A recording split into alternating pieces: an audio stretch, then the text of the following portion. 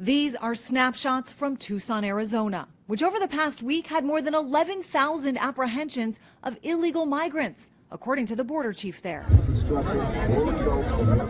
That increase happening in part due to a sharp drop in those entering along the Texas border, as state officials there have continued to use razor wire and other barriers to make it far more difficult, violating orders from the federal government. I said, I will not allow this Texas land to be used by the Biden administration to violate American laws. The former head of U.S. Border Patrol slamming both Governor Abbott for not working with the federal government, but also expressing frustration from his time serving under President Joe Biden. I've never had one conversation with the president or the vice president for that matter.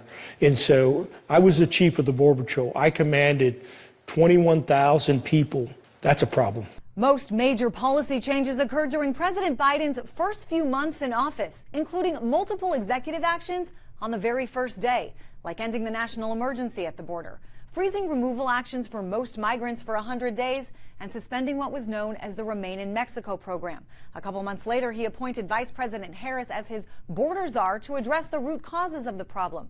We did reach out to the White House for a progress report and have not yet heard back. This group of National Guard troops from Tennessee headed to the southern border on a voluntary mission to help. It's not just a Texas problem, it's a Tennessee problem as well. The majority of those coming, though, doing so for a better life in America, with many allowed to stay and wait for their asylum cases to be heard. As Biden administration officials insist, many others are being deported. Over the last 3 years, we've removed, returned, or expelled more people than in all 4 years of the prior administration.